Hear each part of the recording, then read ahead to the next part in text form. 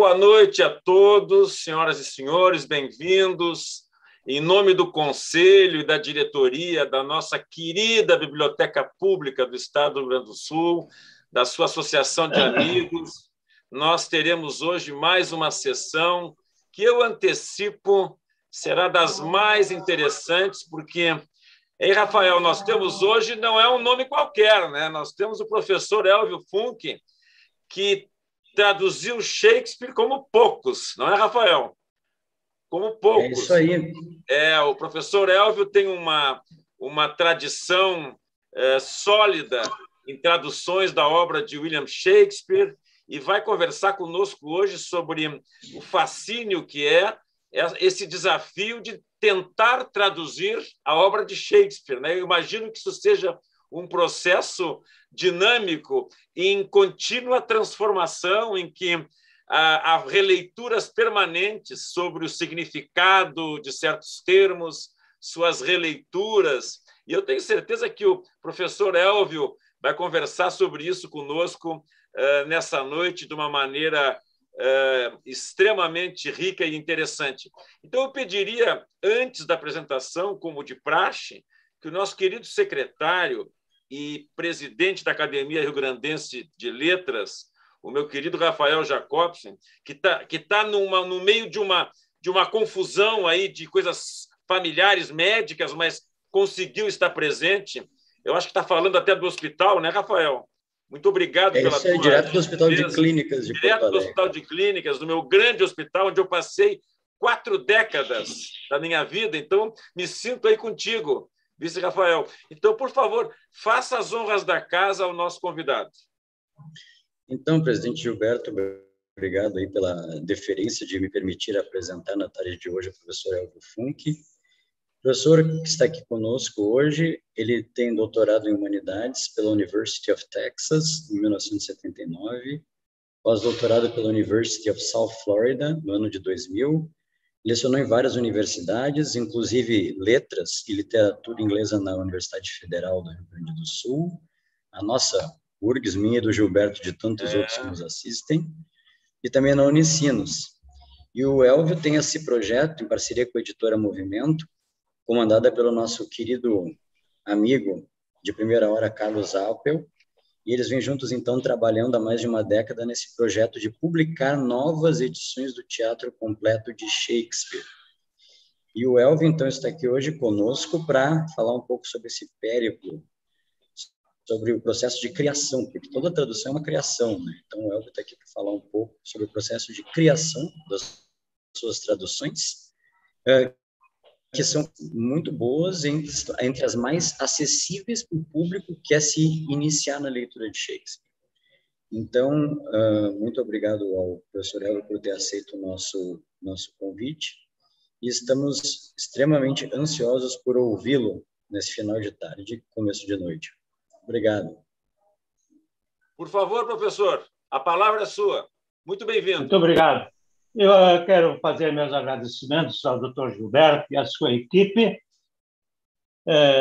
ao Alexandre, tão gentil, à minha mulher, a Ana, e ao meu filho Lucas, que me ajudaram na parte técnica. E eu começo, então, com o primeiro slide, que é o segundo, eu digo, né? O segundo slide, que é um pequeno poema introdutório de Shakespeare, né? Aqui. Esse é um poema que foi escrito já em 1640. Reparem bem, são 1640, são 24 anos apenas depois da morte de Shakespeare, né? E vejam, esse poema foi escrito debaixo de uma imagem de Shakespeare, num livro que Marshall publicou. E o poema é o seguinte: esta imagem é do famoso Shakespeare, alma dos tempos. Os eruditos haverão de reconhecer que sua obra é tal que nem homens nem musas o louvarão quanto merece. que para sempre permaneça viva a tua fama, para que o mundo saiba que em tempo algum surgirá quem a ti se iguale. Reparem bem como esse poema de 1640 já é tão profético, né? Porque Shakespeare fica cada vez mais engrandecido à medida que o tempo passa, contrariamente a muitos autores que vão morrendo enquanto o tempo passa, né? Agora eu quero apresentar para vocês mais um slide, que é o que nós temos de mais precioso de Shakespeare. Não é a casa dele lá em Stratford, não é o túmulo dele, não é o monumento que é a Biblioteca Folger em Washington.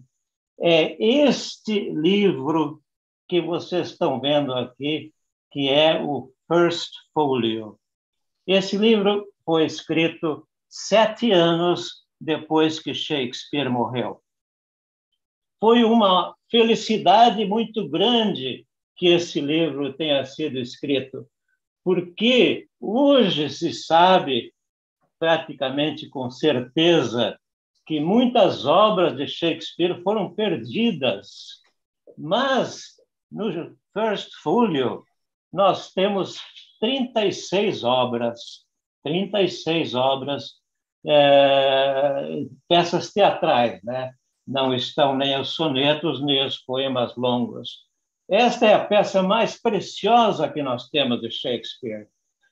Foram impressas em 1623, não se sabe bem quando, calcula-se que 750 volumes, e eram vendidos a 1 libra esterlina por volume. Reparem bem, 1 libra esterlina hoje são mais ou menos R$7.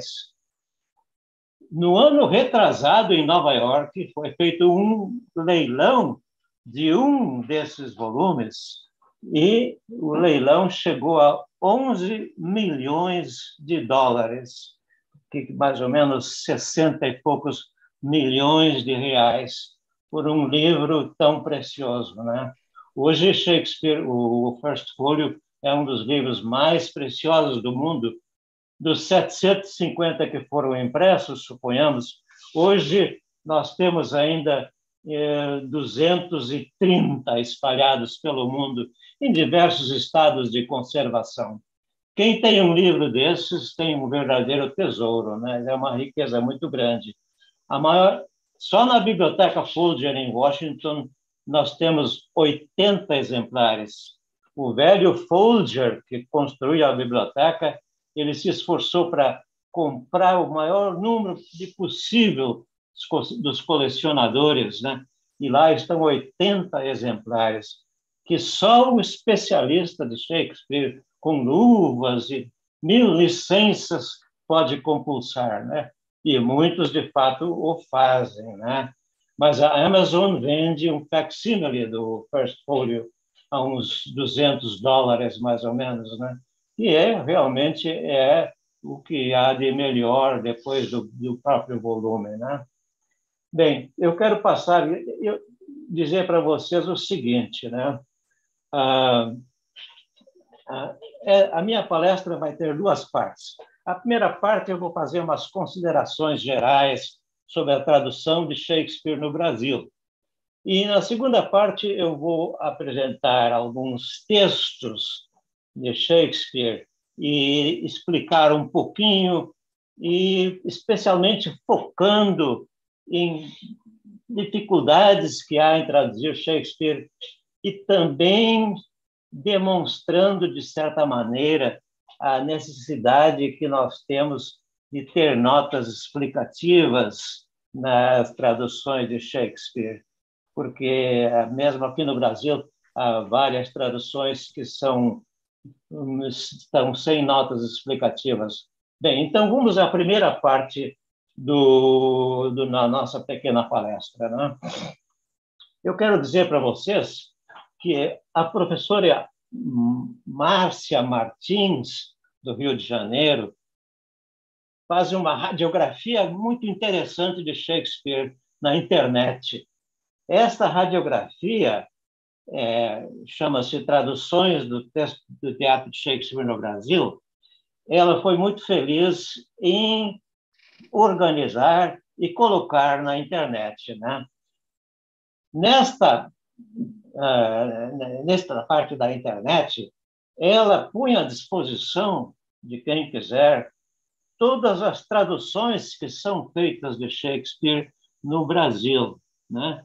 E, para nossa surpresa, vamos descobrir que a primeira tradução de Shakespeare no Brasil ocorreu em 1933. 1933 foi uma tradução de Hamlet, de Tristão da Cunha, que aparentemente foi a única tradução que ele fez. E aí, a partir dessa tradução, até o momento atual, a professora Márcia Martins expõe todas as traduções e com os respectivos tradutores. E nesta radiografia de Shakespeare no Brasil, nós contamos com 220 traduções já foram feitas no Brasil. 220 traduções. Entre elas, 16 de Hamlet. Hamlet é o campeão, né?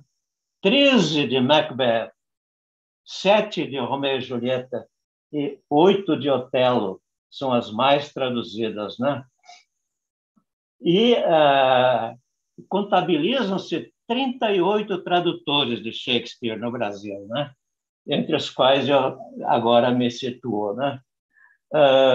Os tradutores mais citados, são os que mais traduziram, são Eliodora, Mendes e Medeiros, Carlos Alberto Nunes, Beatriz Viegas Faria, Elvio Funk, José Roberto Ocheia e Péricles Eugênio. São os que mais traduziram Shakespeare atualmente no Brasil, né? O Rio Grande do Sul é um estado privilegiado nas traduções de Shakespeare. Nós temos 5 tradutores de Shakespeare aqui no Rio Grande do Sul, que a Beatriz Viegas, que foi uma das pioneiras de tradução de Shakespeare no Brasil. Temos ainda o José Botelho, com grandes méritos, que ganhou um prêmio Jabuti por sua tradução, né? Temos ainda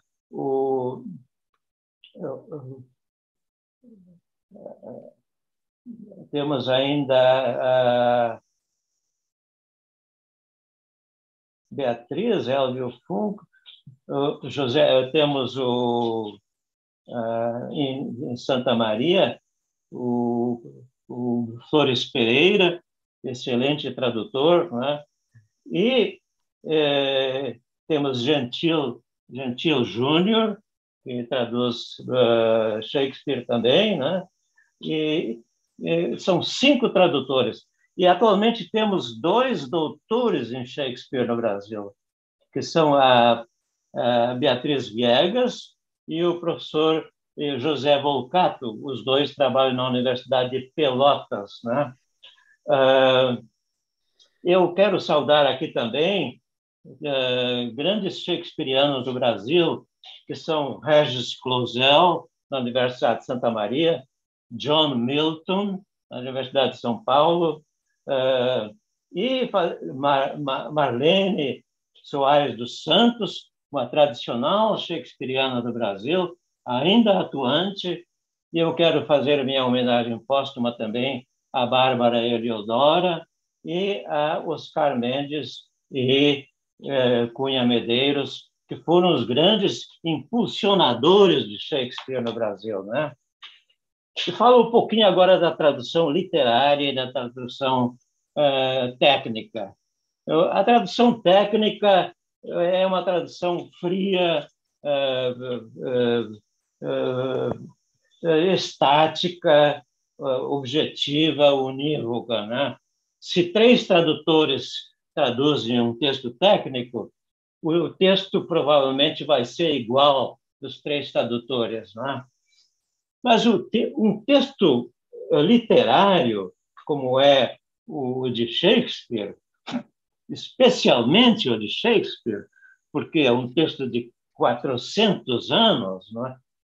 É um texto orgânico, vivo, fluido, subjetivo, né? Marcado pelas idiosincrasias de cada tradutor. Cada tradutor dá lá a sua contribuição para a tradução. De maneira que as 16 traduções de Hamlet, por exemplo, são todas meio diferentes, né? Elas têm características especiais, né? Então, a tradução literária ela é muito individual, né? Cada tradutor contribui com seus pontos de vista, assinala um pouco um ponto mais do que outro, não é? Para as traduções literárias, eu sigo o princípio dos alemães, que dizem que a tradução literária deve ser tão literária quanto possível, tão literal quanto possível e tão literária quanto necessário, né? Eles dizem isso em alemão muito bonito, né? Rimando möglich e nötig, possível e necessário, né? Mas eu pergunto, por que há tantas traduções das peças de Shakespeare? Exatamente porque cada tradutor tem a sua individualidade na tradução. Pode haver 50 traduções de Shakespeare, de Hamlet no Brasil. Todas vão ser um pouco diferentes, né? E, por exemplo, quem quiser se especializar em Hamlet, é quase obrigatório que ele leia as 16 traduções de Shakespeare no Brasil, porque ele vai encontrar aspectos semânticos, aspectos estéticos numa tradução que ele não vai encontrar em outra. Então, esses 16 tradutores de Shakespeare, de Hamlet, eles se iluminam mutuamente.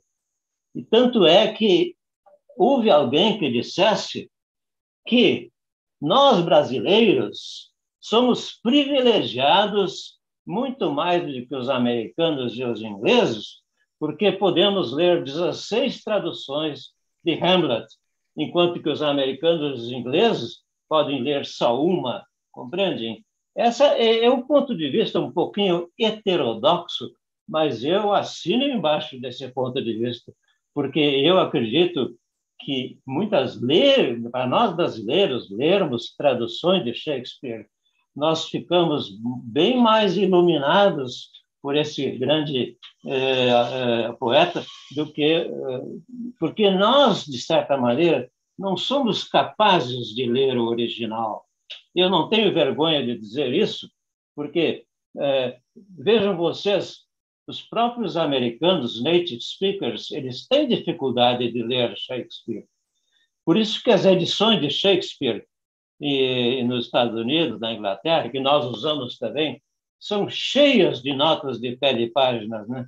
Para os próprios native speakers, né? Então, bendita que seja a tradução. É verdade que a tradução é um jogo de perde e ganha, né? Nunca se pode dizer que a tradução é melhor que o original. Embora o tradutor de Garcia Marques, o famoso Gregory Rabassa, quando o Gregory Rabassa recebeu o Prêmio Nobel, em parte pela tradução de 100 Anos de Solidão, o Garcia Marques deu um elogio para ele que talvez seja exagerado, mas é um elogio que todo tradutor gostaria de receber, né? O Garcia Marques disse que a tradução de Gregory Rabassa para o inglês é melhor que a dele no espanhol, né? Quer dizer, ele disse que a tradução do Rabassa é melhor. Isso é um elogio incrível para um tradutor. Vocês imaginam que depois desse elogio, o Rabassa podia pedir o dinheiro que quisesse para traduzir um livro para o inglês. Inclusive, ele traduziu Machado de Assis e outros livros brasileiros para o... Né? Bem, então, vejam bem, então, vou abordar um pouquinho a questão de prosa ou poesia. As minhas traduções de Shakespeare são em prosa, né?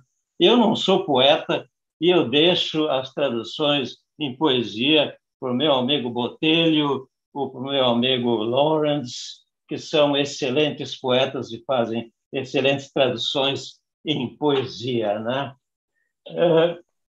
Eu compartilho um pouco a opinião do grande shakespeariano brasileiro, chamado Eugênio Gomes, já falecido. E ele dizia que traduzir poesia em prosa salva mais a semântica do original do que traduzir em poesia. É uma afirmação que é sujeita a muita discussão, né? Mas eu, em parte, concordo com ele, né? O Péricles Eugênio escreveu essa opinião num livro intitulado Shakespeare no Brasil, que é de 1961, eu acho, né? É um livro muito interessante de ler. Uma das histórias interessantes que ele lê, que eu não sabia, que ele publica no seu livro, é que um cidadão inglês chamado Gordon Cross, ele, londrino, assistiu peças de Shakespeare desde 1890 até 1952. Ele não perdia uma peça de Shakespeare no Teatro Vic, que ficava perto da casa dele. Imagine, 62 anos ele assistiu Shakespeare. Ele queria escrever um livro. Ele assistia Hamlet 10 vezes, assistia Macbeth 7 vezes, assistia Romeu e Julieta 15 vezes, né?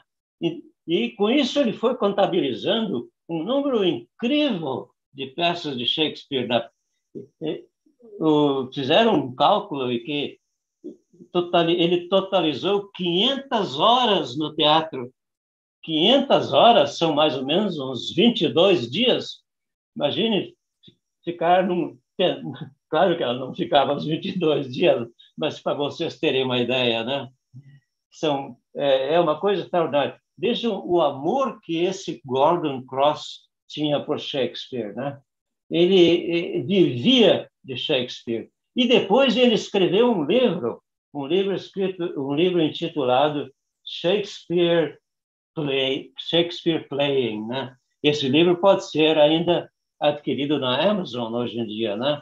Ele tem ideias extraordinárias sobre atores. Imagina quantas vezes ele assistiu Laurence Olivier, Oscar, e esses outros autores de grande fama, né? Bom,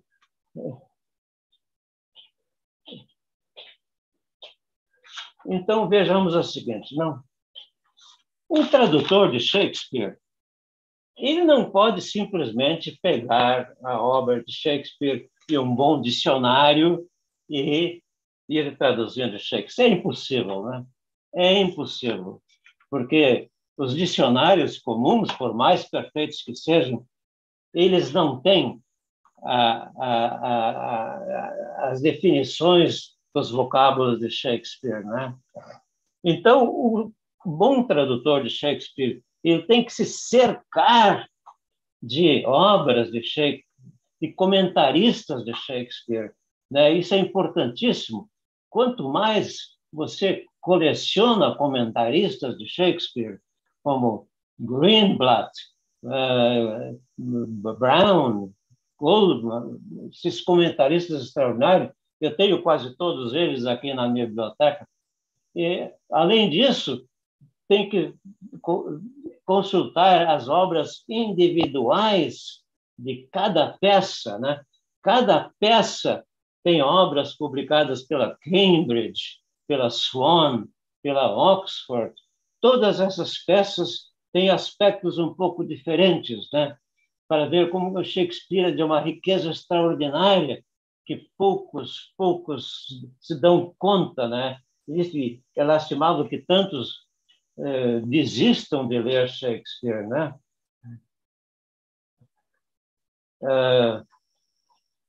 Outro aspecto então eu insisto para você que não é fácil traduzir Shakespeare, não é pegar o dicionário e ir traduzir. Tem certas passagens que se assemelham muito ao inglês de hoje em dia, né?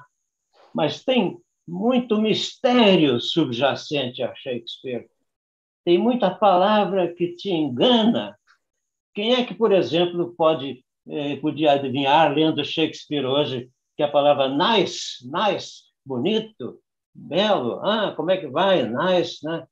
Na época de Shakespeare, também significava burro, ignorante, não é? Imagina, tu vai fazer uma tradução de Shakespeare em que aparece a palavra nice e você vai traduzir por bonito, quando o significado real é burro, não é? Então, veja como é importante se amparar de comentarista, a gente tem que ter a humildade de consultar, não é? Bem, eu vou falar um pouquinho depois disso aqui ainda, né? Outro aspecto interessante sobre Shakespeare é que alguns dizem que as obras de Shakespeare têm prazo de validade. Então, de cada 10, 15, 20 anos, nova tradução tem que ser feita.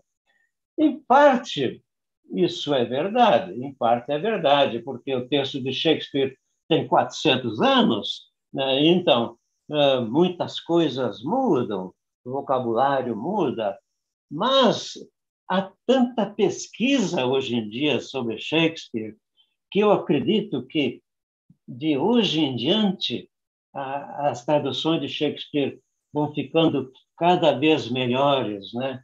E essa opção de que a obra de Shakespeare tem prazo de validade não é tão verdadeira assim. E eu dou um exemplo para vocês. Eu consultei também autores estrangeiros para traduções estrangeiras para traduzir o meu Shakespeare, né? O que acontece? Muitas vezes eu não achava uma solução de um problema nem em Heliodora, nem em Nunes, nem em qualquer um desses nossos tradutores de Shakespeare. Todos eles deixavam o texto um tanto obscuro, não é? E aonde é que eu ia? Eu ia para um tradutor francês que morreu em 1872. Esse tradutor se chama François Victor Hugo. É um dos filhos de Victor Hugo, do famoso autor Victor Hugo. Victor Hugo era fanático por Shakespeare. Uma vez eu li um livro de crônicas de Victor Hugo que, eu acredite quem quiser, né?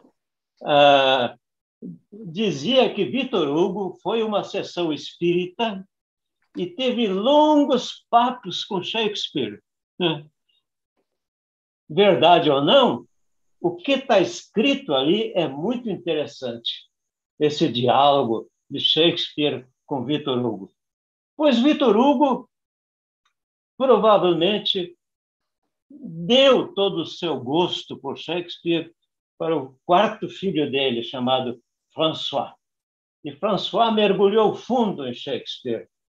E onde eu não achava uma solução para um ponto obscuro das minhas traduções, nem Heliodora, nem Nunes, nem ninguém, eu ia para François Victor Hugo, uma tradução de mais de 150 anos. Esta tradução era a perfeita. Me iluminava ali mesmo, né? me dava a solução do problema. Tradução de 150 anos atrás. Então, não podemos dizer que necessariamente a obra de Shakespeare é uma obra que tem prazo de validade, né? Acredito que não. Não. Bem, aliás, traduções mais antigas, como a do italiano, de Carcano, e a do alemão, de Baudissin, são traduções bem antigas, de quase 200 anos. Essas traduções também, às vezes, trazem soluções bem interessantes, né? Voltando a Victor Hugo, Victor Hugo era tão fanático por Shakespeare, ele chamava Shakespeare de Shakespeare Mar. Shakespeare Mar. Ele não dizia só Shakespeare, ele dizia Shakespeare Mar, Shakespeare Oceano, por causa da vastidão infinita de Shakespeare e da sua profundidade, né?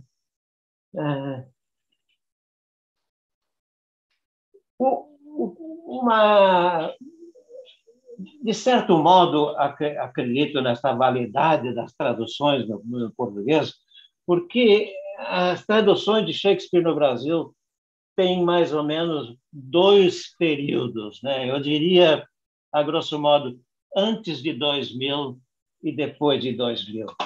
Por quê? Porque há um aspecto em Shakespeare que não deve ser ignorado e que foi muito ignorado pelos tradutores antigos do Brasil, como Oscar Mendes e Medeiros, como o Carlos Alberto Nunes. E antes de fazer as suas traduções no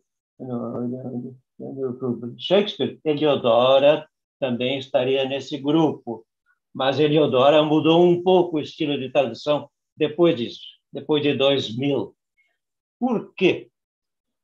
Porque um aspecto muito importante em Shakespeare, muito humano, são as palavras de duplo sentido.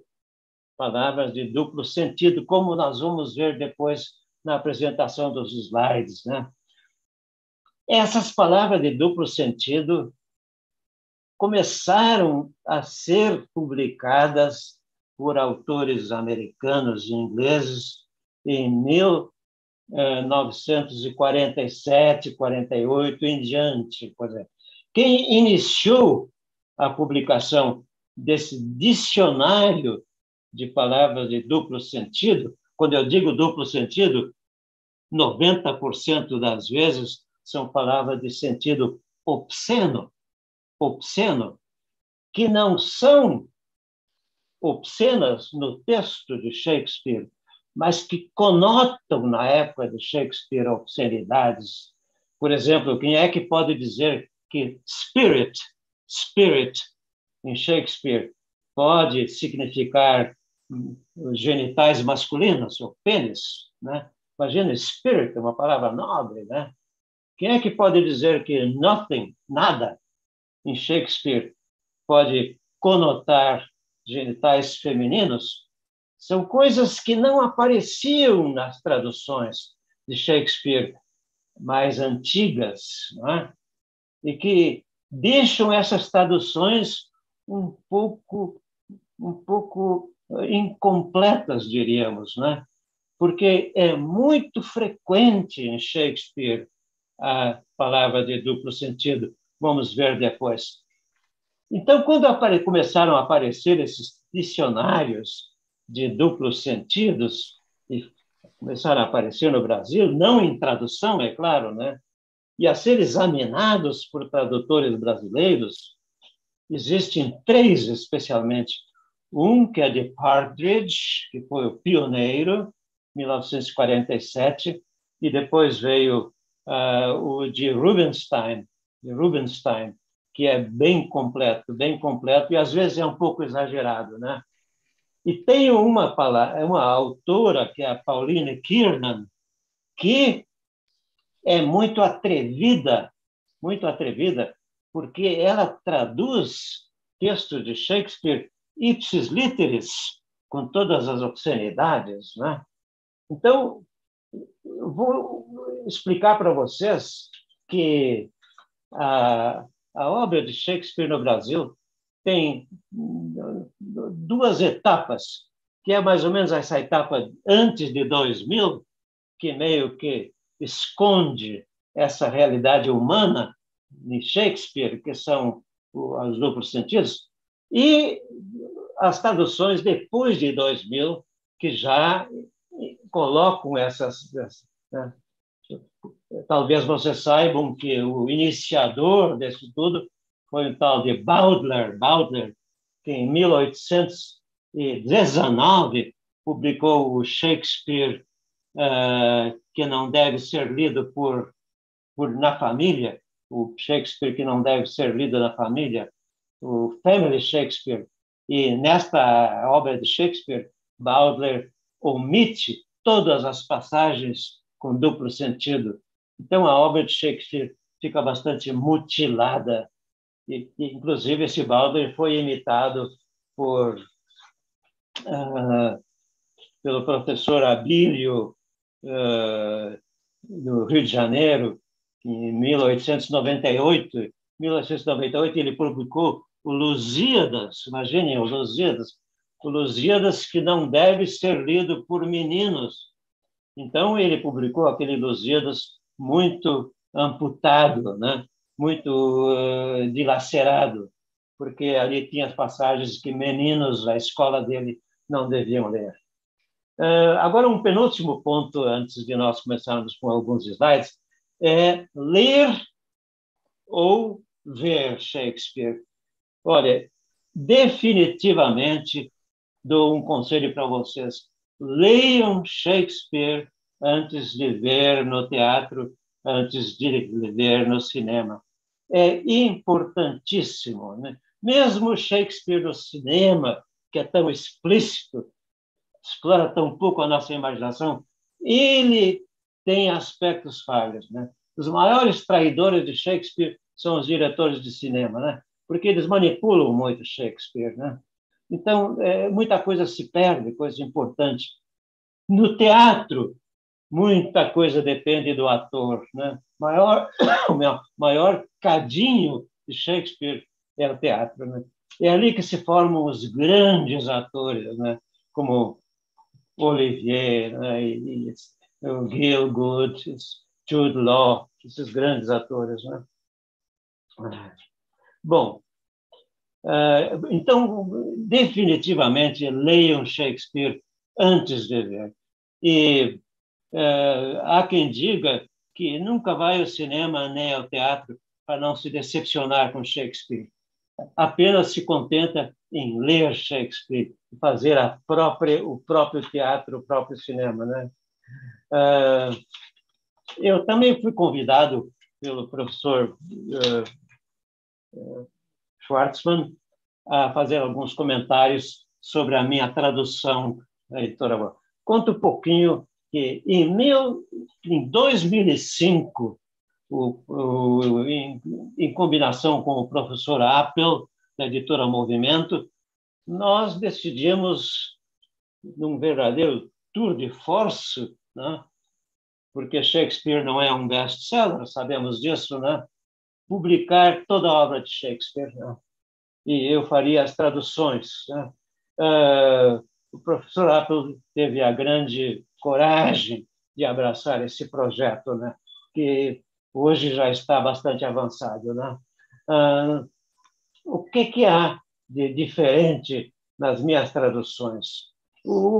As minhas traduções têm uma pequena originalidade. Uma é que estas são interlineares, né? Uma linha em inglês, uma linha em português, como eu vou mostrar para você depois. E a outra pequena originalidade é o fato de que eu não economizo em notas de pé de página, né? Eu sou bastante pródigo em notas de pé de página, o que alguns criticam um pouco, porque interrompe a leitura.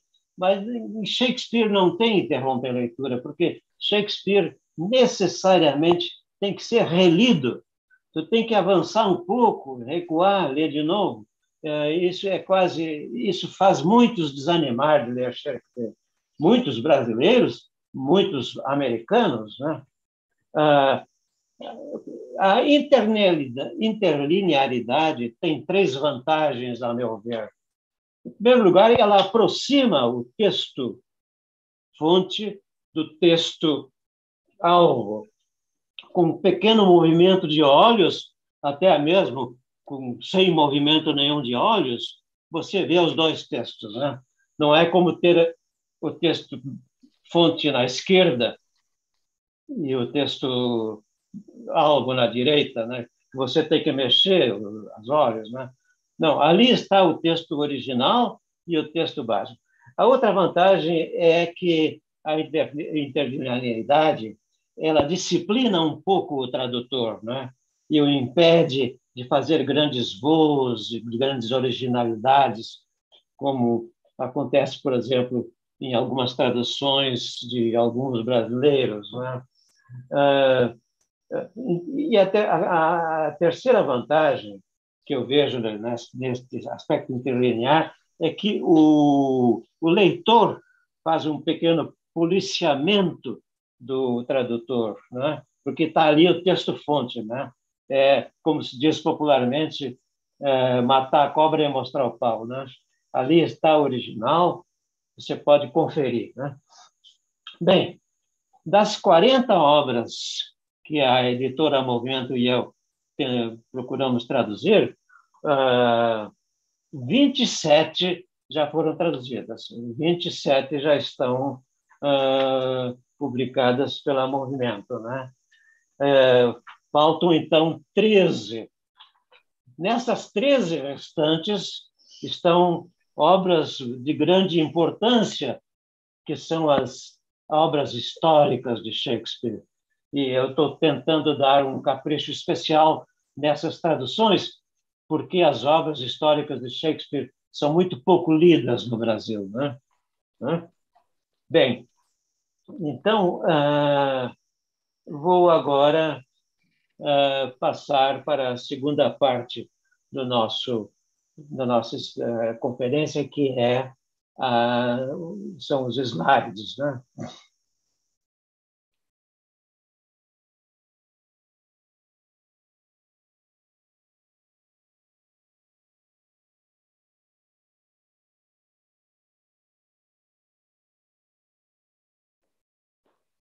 Esse já foi, Ana? Sim. Bom, aqui vocês têm uma passagem da Henrique VI, a segunda parte. Gloucester, vejam a pronúncia, é Gloucester, não é Gloucester. Gloucester está apavorado porque né?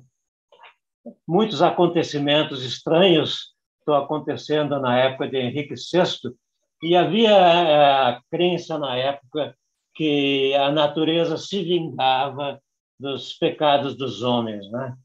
Então ele diz assim: as estações alteram suas características, como se o ano tivesse encontrado uns meses adormecidos e os saltasse.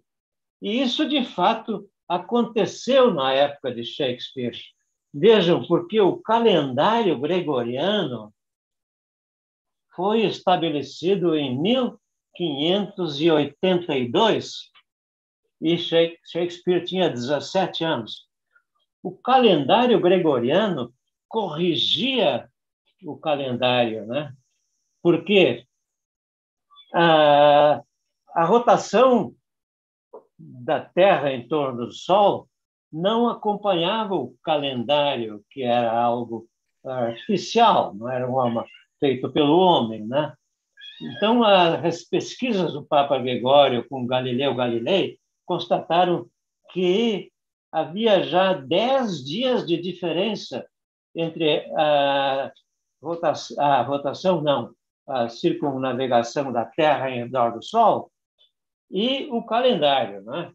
Então, o Papa Gregório, que tinha grande força na época, ele decretou, em 1582, que o dia 4 de outubro seria seguido do dia 15 de outubro. Então, 10 dias seriam eliminados do calendário. Isso corrigiu o calendário, não corrigiu a Terra, né? Corrigiu o calendário, porque 10 dias foram eliminados do calendário. Mas a Inglaterra não seguiu, porque a Inglaterra era contra o Papa. Então, para o astrônomo Heckler, disse que ele preferia desobedecer o Sol do que obedecer ao Papa. Então, realmente, isso aconteceu na época de Shakespeare, não é? A primavera chegava antes que o calendário dizia que era a primavera, não é?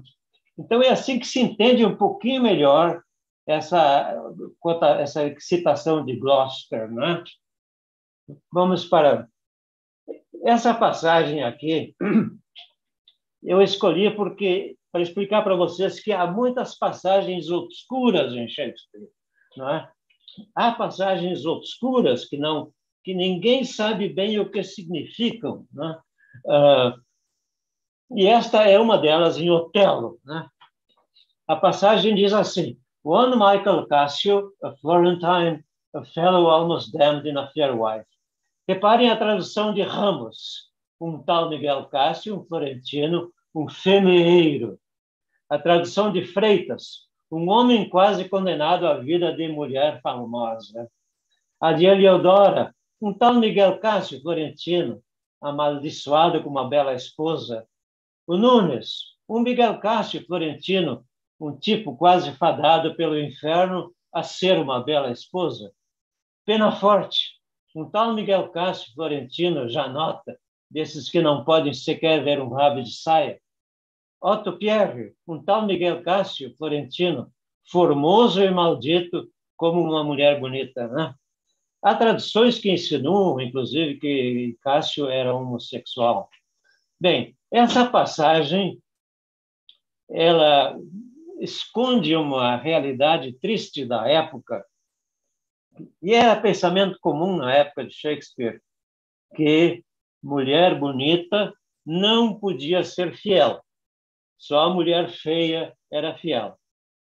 Então, a desgraça de Miguel Cássio era que ele era casado com uma mulher bonita, e isso necessariamente lhe daria chifres, não é? E são coisas que é bom entender para clarear essas passagens, né? Falei também das palavras de duplo sentido, aqui dos dicionários, né? Vejam palavras comuns de duplo sentido em Shakespeare: hand, finger, eye, left, head, foot, country, conscience, tongue, spirit, reason, circle, né? Aí tem essa passagem famosa. Essas palavras todas significam mais ou menos genitália, né? Masculina e feminina. Aí tem aquela passagem de Hamlet, né? Em que Hamlet diz para Ofélia: Senhora, posso me deitar no vosso colo? A palavra lap é a palavra de duplo sentido. Nós entendemos como colo, e eu não vou traduzir nos vossos genitais, né, ou palavra pior, né?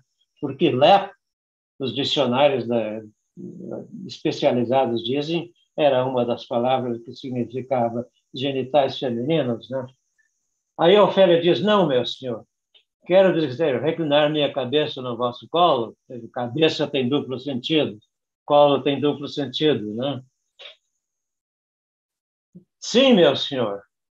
Pensais que tenho intenções maliciosas? Country matter.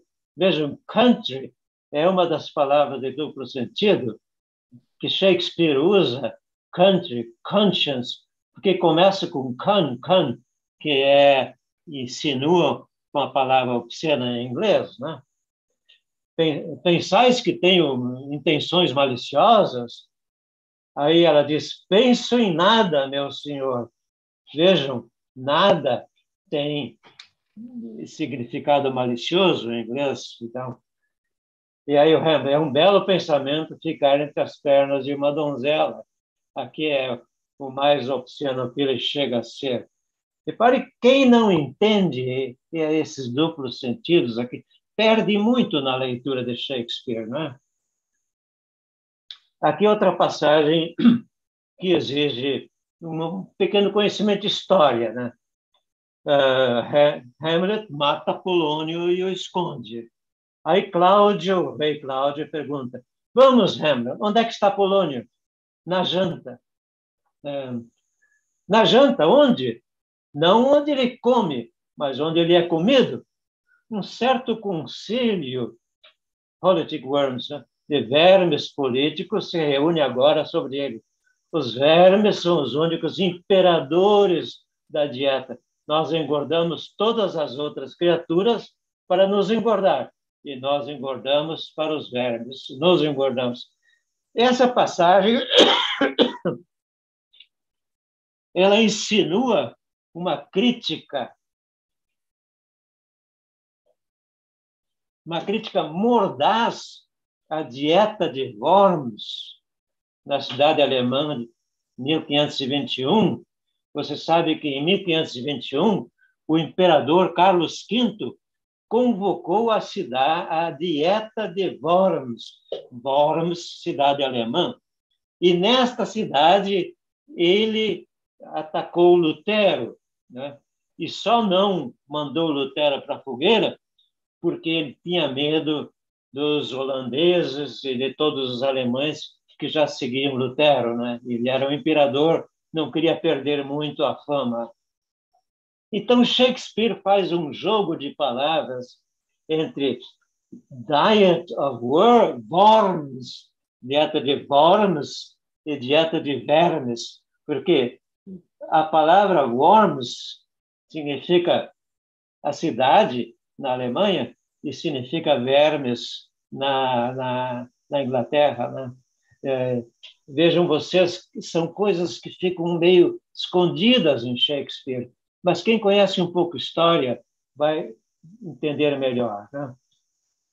Aqui um pequeno quadro genealógico. Vejam vocês que Henrique VIII foi considerado Henrique IV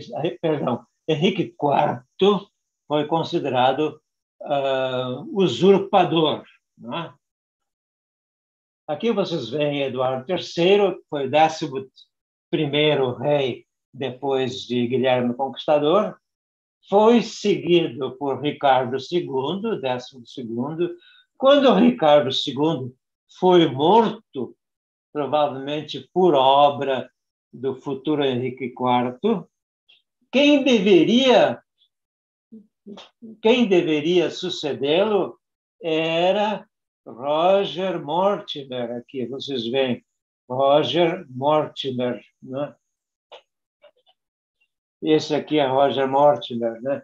Que era filho do quarto. Eduardo foi o primeiro filho de Eduardo III.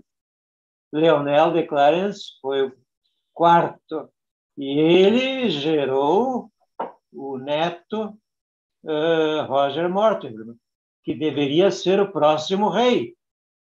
Mas Henrique IV, que descendia de John of Gaunt, que foi o quinto filho de Eduardo, se apossou, passou por cima, né?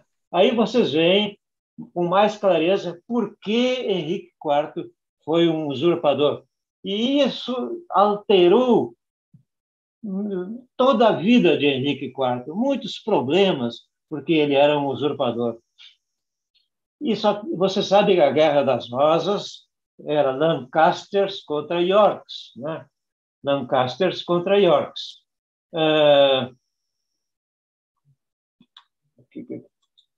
Ana?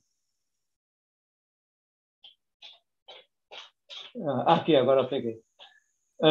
Por que foi Lancasters contra Yorks e não Lancasters contra Mortimers?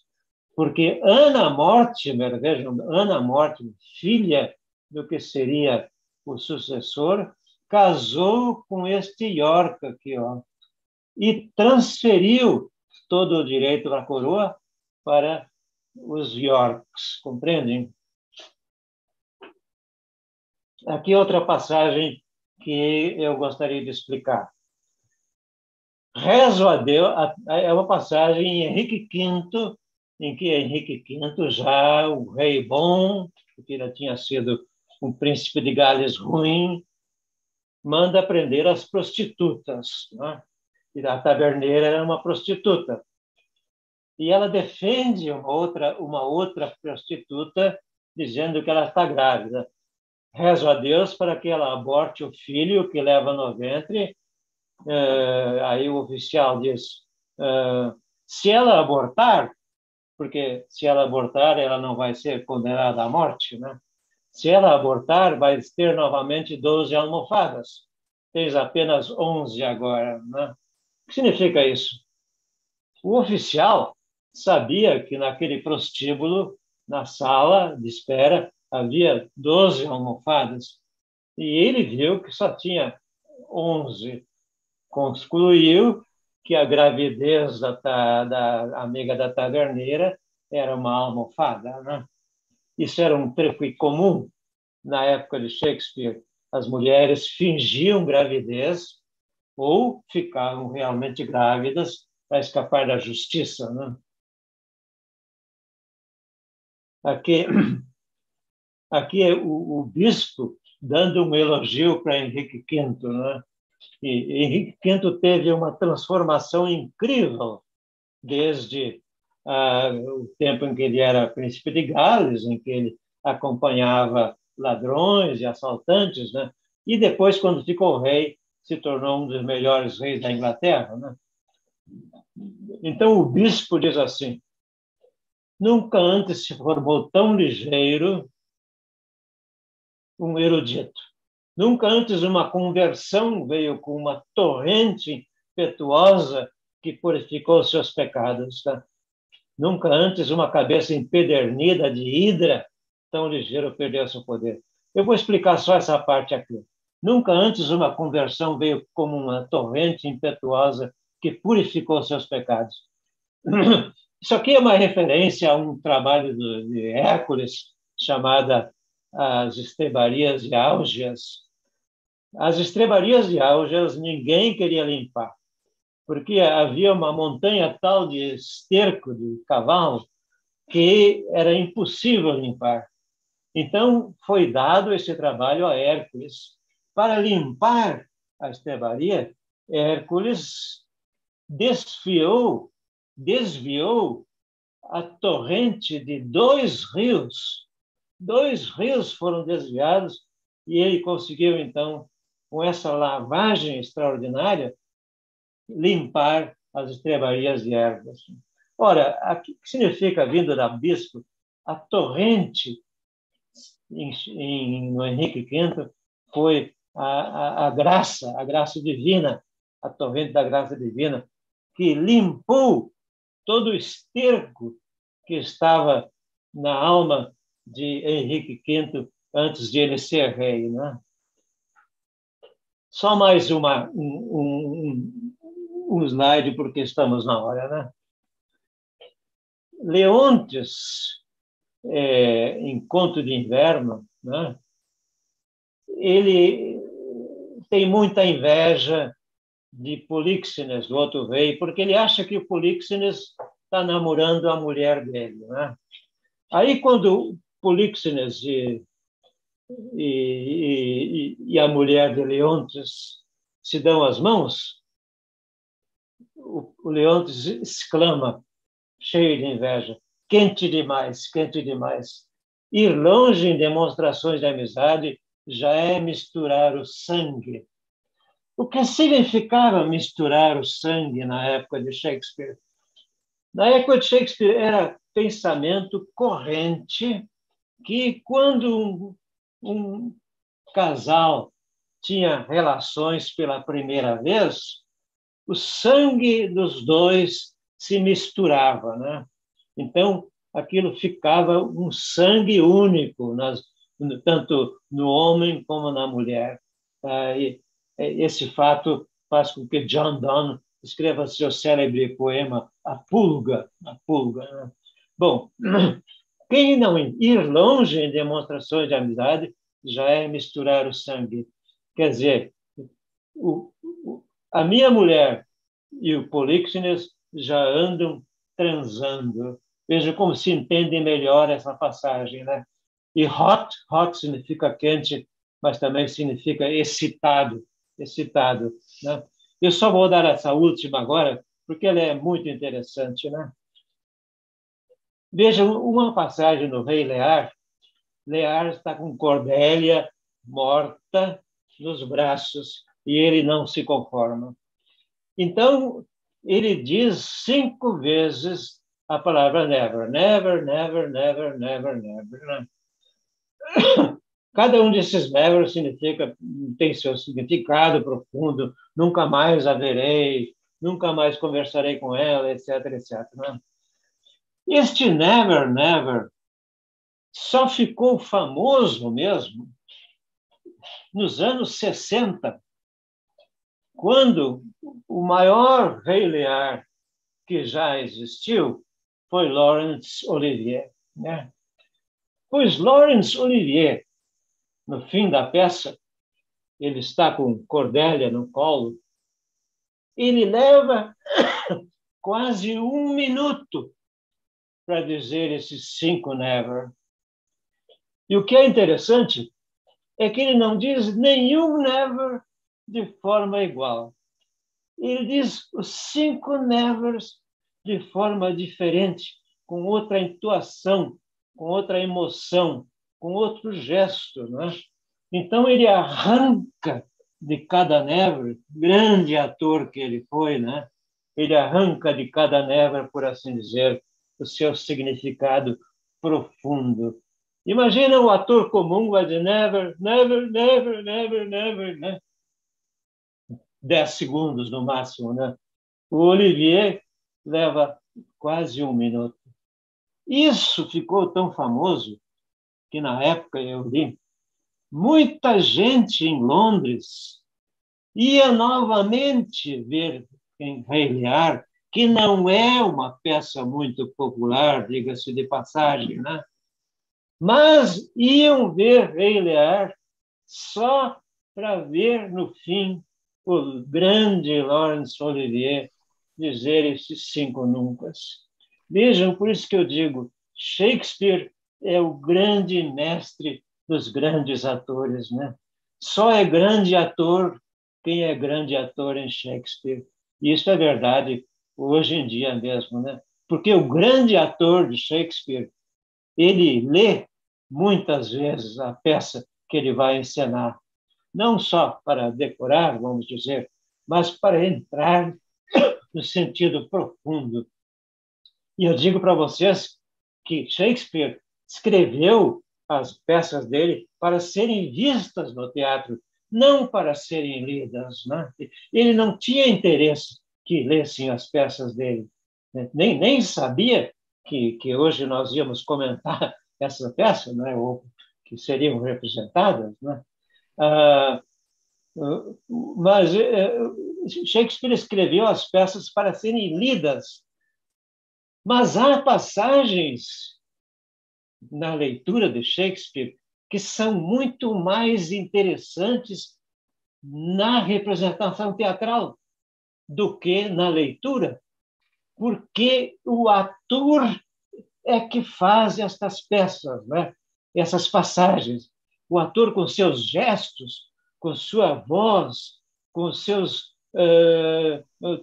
tons diferentes, com seus olhares, às vezes se a passagem é um pouco obscena, ele faz um gesto que ajuda a plateia a entender que a passagem é um pouco obscena, né?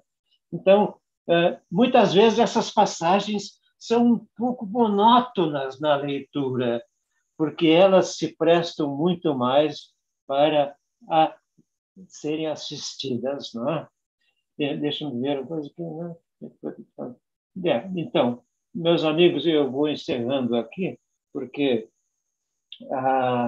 acho que já deu para vocês terem uma ideia do que... aqui eu quero apresentar esse slide para vocês, né? das 20 primeiras obras minhas publicadas pela editora Movimento. São as 20 primeiras obras, né? É o que a editora Movimento chamou de pacote 1. Pacote 1. Esse pacote de 20, quem comprar, por exemplo, as 20 obras, né, pacote 1, tem um considerável desconto, né? Mas acredito que mais ou menos 30%. Né? O pacote 2 está sendo formado lentamente. Né? Do pacote 2 já foi publicado Estupro de Lucrécia, Vênus e Adonis, e Tito Andrônico e Timão de Atenas, Como Gostais e Comédia dos Erros. Portanto, do pacote 2 já foram publicadas mais 6 peças, né? 6, talvez 7, né? Mas o total será 40 peças. Né? Sim, Eu vou dar meu muito obrigado para vocês. Minha garganta não ajudou muito, mas foi um prazer dar mais esse pequeno estímulo para que mais pessoas leiam Shakespeare. Eu posso dizer para vocês uma coisa interessante. Há uns 20 anos atrás, calculou-se que num ano ocorrem 1.500 eventos shakespearianos na mídia, no cinema, no teatro, nas traduções, nas conferências. E hoje estamos incluídos, vejam que maravilha, graças ao Dr. Gilberto, né? Maravilha, ficamos incluídos nesses 1.500. Né? Vejam, 1.500 são mais ou menos 5 ou 6 por dia. Hoje ficamos nesse dia, não é? Vocês olhem a internet e vejam Shakespeare em Nova York. Vão ver que tem várias peças em Shakespeare. Shakespeare em Londres, todos os dias tem peças de Shakespeare sendo representadas. Né? Todos os dias tem alguém traduzindo. Todos os dias tem alguém fazendo uma conferência. Ninguém, talvez a Bíblia, né? Ninguém consegue chegar perto de Shakespeare. Né?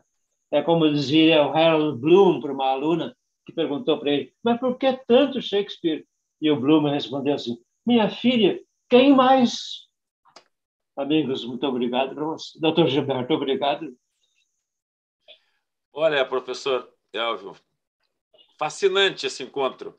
Eu só queria, antes de começar os comentários, que obviamente o Rafael vai contribuir também bastante, eu queria só mencionar que eu fiquei encantado, além das várias traduções que eu já tive acesso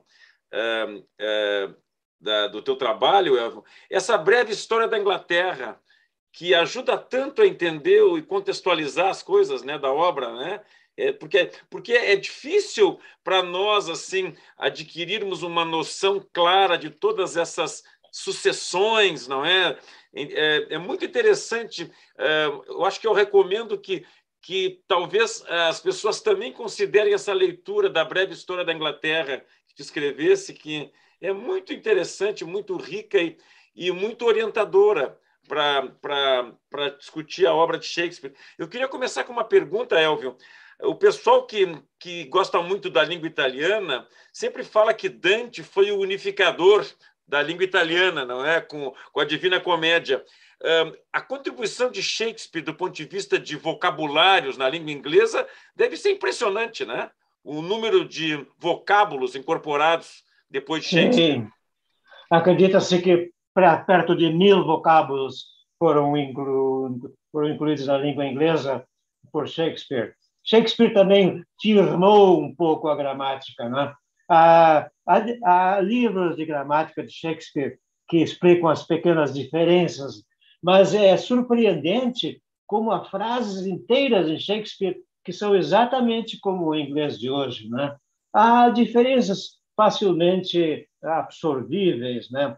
Veja, Gilberto, a gente disse que Lutero formou a língua alemã, Dante formou a língua italiana e Shakespeare formou a língua inglesa. E também dizemos que o grande, adoro Camões, o grande Camões formou a língua portuguesa.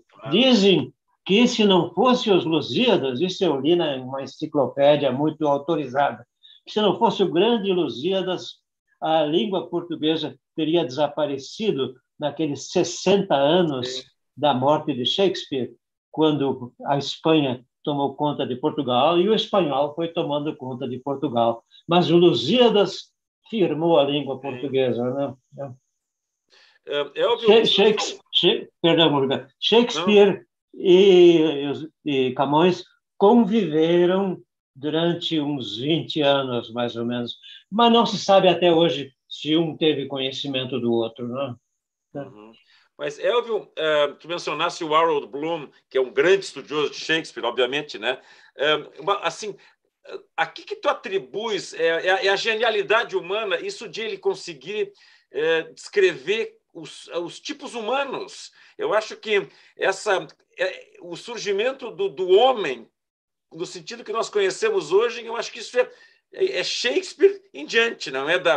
Dos Sim. tipos humanos, nessas descrições das nossas maldades, das nossas virtudes, os tipos. A gente lê Shakespeare, enxerga às vezes as pessoas que a gente convive às vezes nas suas características, né? Como ele é humano, né? Exatamente, isso é o que se diz resumindo Shakespeare, né? Shakespeare é humano. E a famosa obra do Harold Bloom, né? O humano em Shakespeare, né? Que tal Claro. essa é uma coisa impressionante em Shakespeare ver a nós mesmos, né?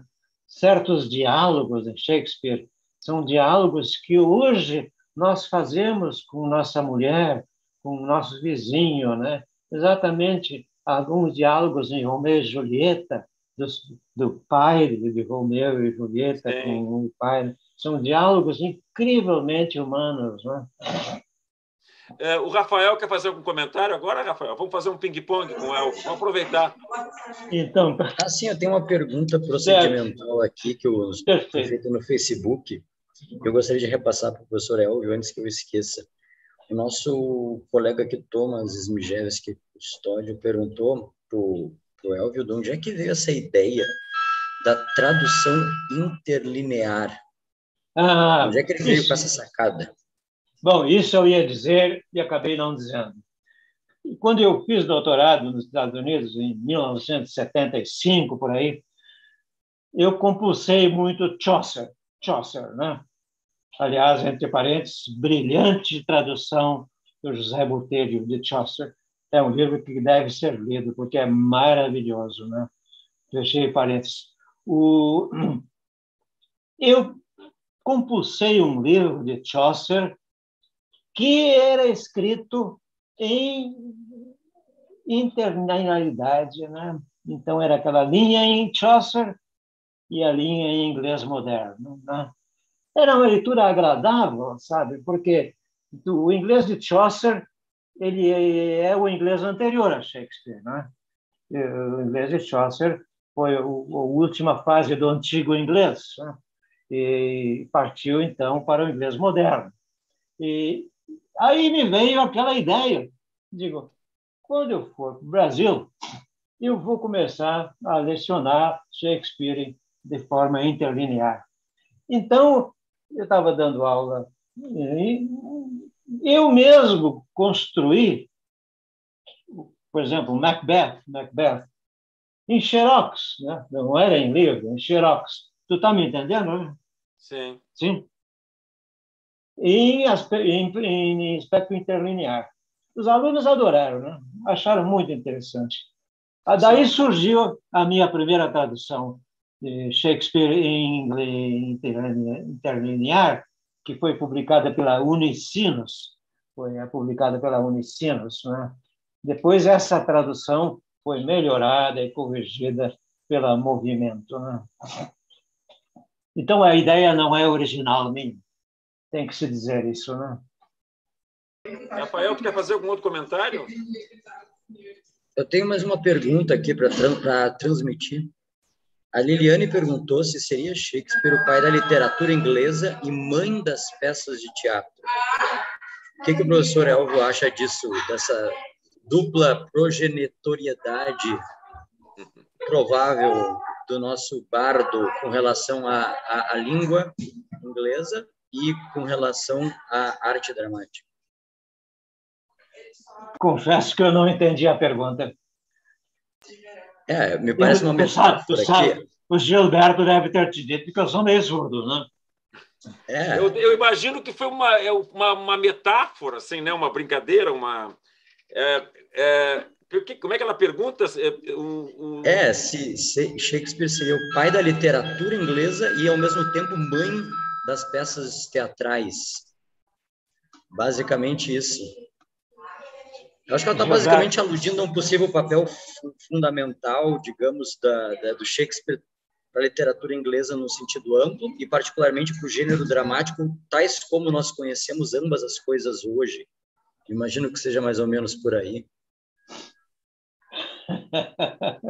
Eu não sei muito bem como responder essa, mas Shakespeare foi uma bênção da Rainha Elizabeth I, né?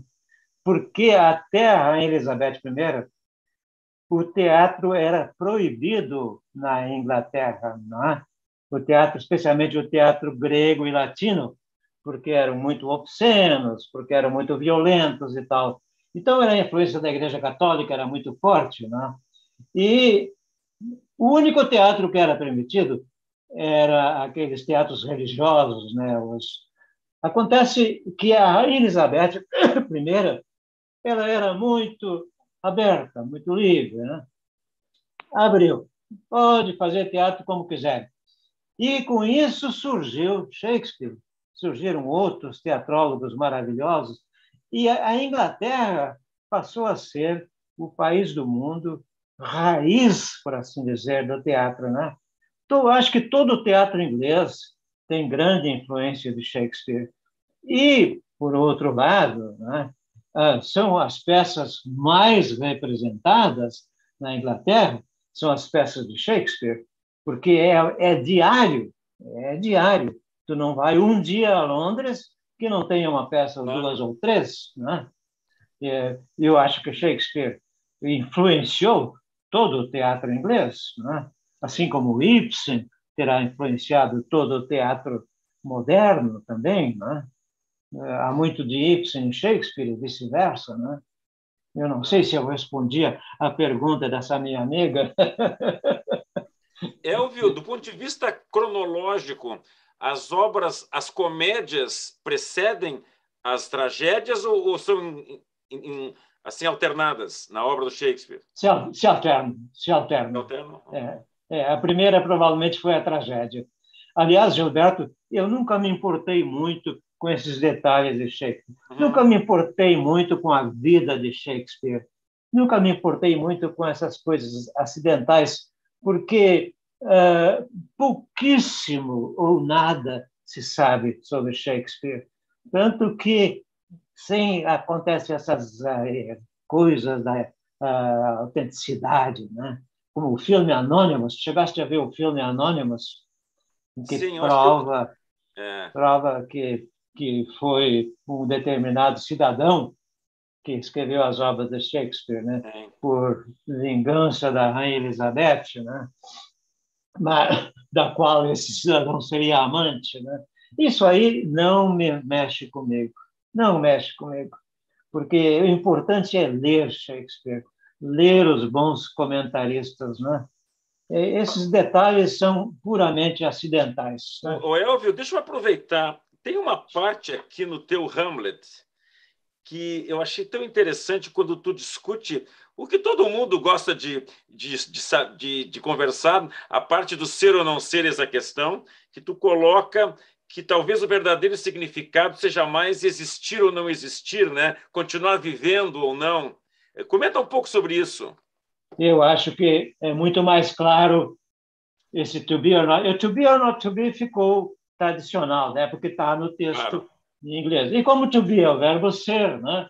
sempre se traduziu por ser. Mas talvez as pessoas não pensem que ser também significa existir, não é? Claro. Você tem que ver que Hamlet está com um punhal na mão. Ele está com um punhal na mão e é um grande sofredor. É uma depressão profunda e tal, né? Sombrio. E ele acha que a melhor maneira de acabar com esses problemas é fincar o punhal no coração, né? E então esse ser ou não ser também significa existir ou não existir, viver ou não viver, ou mais literalmente, vou me matar ou não vou me Ou não. matar. Sim. E isso se refletiu no mito de Sísifo. Tu te lembra bem Claro. no início do mito de Sísifo, de aquele francês, eu esqueci o nome agora. Do Camus, da obra do Camus? Do Alberto Camus? Camus. É bem no começo, e diz assim: a única pergunta que a filosofia deveria poder responder é: me mato ou não me mato? Não, Isso mesmo. Isso mesmo. E tu, pensando bem com todos os problemas do mundo, né? E todos os problemas das famílias e tal, é uma pergunta que tem lá seu sentido, né? Esse teu comentário, Elvis, sobre... Claro que a gente tem que olhar a obra e deixar os detalhes pessoais. Nós que estamos aí no meio dessa pandemia, agora que está diminuindo, graças a Deus, quando a gente estuda aquela época em que Shakespeare viveu, ele praticamente viveu na carne, no seio da família, o que foi as mortes em Stratford, né? Porque eu do que me lembro, as mortes por epidemia, por peste em Stratford foram terríveis, né? Uma grande parte da população morreu de peste, né? Inclusive familiares dele, né? Então isso pode ter impactado de alguma forma a obra ou não? O filho Hamlet, que dizem que foi recriado em Hamlet, né? O filho Hamlet morreu aos 12 anos, porque deixou certamente Shakespeare em grande depressão. Então, ele descreve, eu não me lembro bem em que peça, a morte de um filho, certamente, talvez prevendo o que ele sofreria se a peste matasse o filho dele. Aí ainda sobraram duas filhas, né? A Susana e a que sobreviveram a Shakespeare, mas nenhuma deixou descendentes, né? Quer dizer que hoje ninguém pode dizer que descende de Shakespeare, né? A última neta dele morreu em 1670, parece, 1670, sem filhos. Tá? Então, Shakespeare acabou fisicamente, né? Rafael, qual é o personagem do Shakespeare que mais assim te emociona ou mexe contigo, Rafael? Tu que é um homem das letras. Então, eu tenho vários. Tem vários, sem dúvida nenhuma. O Iago, meu Deus, o Iago, a Lady Macbeth, meu Deus, que personagens impressionantes, né? Hein? O Shylock, né? O agiota, né? Meu Deus, como tem personagens. Uma libra de carne bem pesada, hein, Gilberto? Que tal? Uma libra de carne, isso mesmo, do Shylock, isso mesmo. Exatamente. Que impressionante. Não conseguiu pagar, é assim. Não, eu gosto de vários, Gilberto. Hein, Elvio, quem é que tu gosta mais assim? Qual é o personagem que mais te impressiona do Shakespeare? Eu não vou te dizer que eu goste mais, porque há muito personagem muito bom. Eu acho que os mais famosos são Hamlet e Falstaff. Acho que são os mais famosos. Mas o que mais me impressiona é Aaron em Tito Andrônico. Sim. Aaron é a personificação do mal. Né? Muito pior que Iago. Muito pior que Iago. Isso tem a ver alguma coisa com Milton e o Satanás, não? Sim, ele é visto como Satanás. Né? Aaron. O Aaron tem a incorporação do Satanás do Milton, né? Sim, porque no fim, quando ele está para ser executado, ele diz assim: vou dizer uma coisa para vocês antes de morrer. Eu só me arrependo de uma coisa, de não ter feito mais mal na minha vida. Meu Deus. Coisa, né? De não ter matado mais gente. Agora, Elvio, eu não sei se o Rafael concorda. Agora, em termos de intensidade, eu acho que Macbeth é imbatível, porque começa e vai aquela intensidade, começa com aquelas três bruxas, né? As fúrias, vamos chamar assim, as três, e aí aquilo vai e não termina enquanto não termina a peça, né? É impressionante a intensidade de Macbeth, né? Então, vou te contar um segredo, Gilberto. Uhum. Meu personagem preferido é Macbeth. Ah, olha, eu imaginei que podia ser. É minha peça preferida de Shakespeare é Macbeth. É Aliás, impressionante, né? é a peça mais fácil de Shakespeare. É a peça que todos deviam entrar em Shakespeare lendo Macbeth, né? Mas um Macbeth com bastante notas, né? Sim, claro. Porque há passagens misteriosas em Macbeth. Por exemplo, a maioria não sabe o que significa o nothing is but what is not. Nada existe senão o que não existe. Sim. O que significa isso? Nada existe senão o que não existe. Nothing is but what is not. Eu não vou te explicar porque está no livro. Rafael, aproveita, faz Então, não, eu queria comentar pergunta com o mais, Elvio Rafa. que ficou no ar a pergunta sobre o personagem favorito. O primeiro livro do Shakespeare, a primeira obra que eu li foi o Macbeth, me fascina, acho que é o meu primeiro lugar, mas eu gosto muito do Sonho de uma Noite de Verão, Também, e eu me contagio muito com o Puck. Eu me identifico demais com ele. E aí, Elvio, como é que estão os planos aí com o Sonho de uma Noite de Verão? O que tem para dizer para nós sobre essa obra? Eu não entendi a pergunta, Rafael. Eu acho que a tua máscara... Sim, isso se complica um pouco, mas a tua tradução do Sonho de uma Noite de Verão não saiu ainda, né? Não saiu ainda. Já pois está eu estou curioso para traduzido. saber qual é o plano, quando é que vem? Está na lista do segundo lote aí? O plano do segundo lote. Olha, tu me manda um e-mail que eu te mando o segundo lote. Eu te mando o plano. Opa! Tá? O meu Maravilha! e-mail... meu e-mail já apareceu?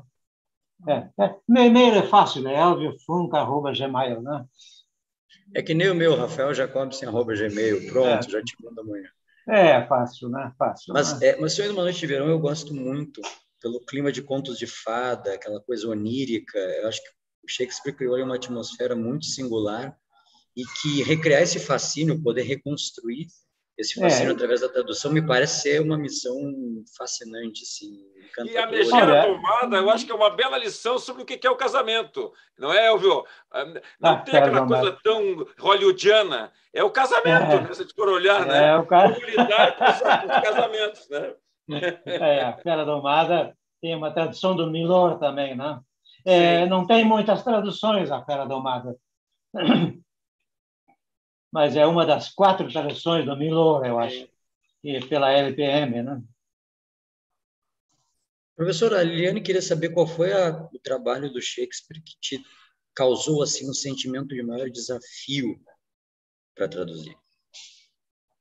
O Rafael, pode repetir? Sim.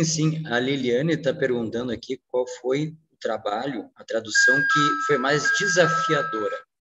Mais difícil? Isso. Mais desafiadora. Isso. Mais difícil. A mais sofredora? Deixa eu pensar um pouco. Eu acho que foi a Comédia dos Erros. A Comédia dos Erros. Porque a Comédia dos Erros é uma peça muito complicada. Ela é muito interessante, mas ela é muito complicada, não é? Porque os personagens são duplos. São 2 gêmeos contra 2 gêmeos, né? Gêmeos idênticos. E há toda uma complicação. É uma peça que vale a pena ler. Eu, inclusive, coloquei alguns pequenos recursos que faz com que o leitor distinga se é o gêmeo A ou o gêmeo B.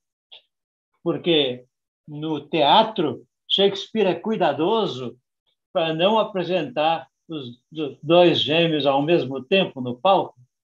Então, ele usa o mesmo personagem para fazer os dois gêmeos. Então, eles ficam completamente idênticos, né?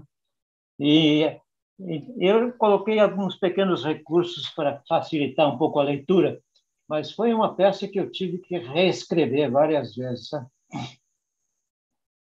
Vale a pena ler. Elvio, e o Iago, hein? Meu Deus! Fala um pouco sobre o Iago. Eu acho o Iago do Otelo que como a gente encontra no mundo real tantos Iagos por aí, né, nas nossas relações, assim, como Shakespeare consegue retratar esses tipos humanos, né? Que coisa impressionante, né? Iago, todos nós temos um pouco de Iago, não é? Claro, claro que sim. Iago, provavelmente, o pessoal lê muito pouco Tito Andrônico, então, geralmente, o pessoal acha que Iago é o pior personagem de Shakespeare. Iago levanta aquela questão que perturbava tanto Otelo, né? Porque, veja você, de certa maneira, nós queremos, no fundo, imitar a onipotência de Deus, a onipresença de Deus, tudo. Já inventamos o avião, né, para estar em dois lugares bem ligeirinho, né? Já inventamos a fotografia, o cinema, para não morrermos, né? Como eu digo numa peça, tu pode ver a bela Ingrid Bergman em Casablanca hoje, viva e faceira, né? Quer dizer, ela não morreu, quer dizer, né? Mas a única coisa que Otelo insiste com Iago, né? Que ele revele seus pensamentos. Que ele revele seus pensamentos. É claro que se Iago revelasse os pensamentos, acabava a tragédia, nem existiria, né? Então, essa é uma questão interessante, porque Otelo diversas vezes diz para Iago, me diz o que tu está pensando, revela teus pensamentos, né? E Iago sempre contorna a questão, né? Ali você não chega, né? Imagina o nosso sonho terrível de ver os pensamentos alheios, né? Que confusão! Deu até aquele filme, te lembra? Aquele filme, O que as Mulheres Pensam. O que as mulheres pensam, o que aquele ator... Como é que é o nome do ator, Ana? Ele era capaz de pescar o pensamento. O ator é o... Peraí, já vou te dizer. Mel Gibson. Mel Gibson. Mel Gibson tem um acidente e começa a ver o que as pessoas... Aquilo é um inferno. É um inferno para ele. No começo ele se aproveita um pouco. Sim, né? Mas depois começa a pesar, né? Mas Rafael, alguma outra pergunta para o Elvio, para a gente encerrar, porque nós já estamos na hora? Eu acho que foi uma discussão muito interessante, né? Olha, muito obrigado, Elvio, que gentileza tua ceder esse teu tempo tão precioso para nós.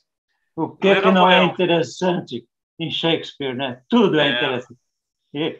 Shakespeare oceano, dizia Victor Hugo, né? Exatamente. Imenso, profundo. Era a mesma coisa que se dizia do Beethoven, né? Diziam que não era Beethoven, não, desculpe, do Bach, que não era Bach, um riacho, digamos, no alemão, era um mar, né? Então, mar. Essa figura, essa metáfora de infinito, né? De uma coisa muito, muito grande que a gente não consegue abarcar. Grande, não é? Né? Mas, Elvio, eu queria te agradecer, o Rafael talvez diga umas palavras, por essa belíssima noite. Eu acho que ter uma pessoa como tu entre nós, no Rio Grande do Sul, é um privilégio. Eu tenho me deliciado com as tuas traduções, tenho lido uma após a outra, essa pandemia ter me facilitado poder ler um pouquinho mais, né, do que na rotina normal da gente. Então, eu me sinto muito honrado com essa tua presença hoje e tu teres aceitado o nosso convite. Eu acho que a turma que acompanha as sessões mensais da Biblioteca Pública teve uma noite de gala contigo hoje. Rafael, por favor, eu gostaria que tu encerrasse a sessão, já que tu é o nosso secretário e presidente da Academia Rio-Grandense de Letras. Obrigado. Muito te agradeço, Gilberto. Querido presidente Gilberto, eu queria, então, mais uma vez, em nome da Biblioteca Pública e da Associação de Amigos, agradecer ao professor Elvio Funk pela brilhante participação, pela brilhante e didática participação, como cabe a um bom professor, e dizer para ele que eu vou escrever para a gente conversar sobre o sonho de uma noite de verão, e tenho certeza que todo mundo que está saindo desse encontro de hoje está muito satisfeito e deleitado com esse verdadeiro banho shakespeariano que tivemos nessa noite. Não foi um banho de sangue, ainda bem, né? Foi um banho só de sabedoria e conhecimento. Obrigado, professor Elvio. Um abraço, Elvio, para a tua família também. Um abraço. Muito obrigado, hein? Muito obrigado. Parabéns para a Leonor também, viu? Foi maravilhoso. Ela está te mandando um abraço aqui também. Um abraço.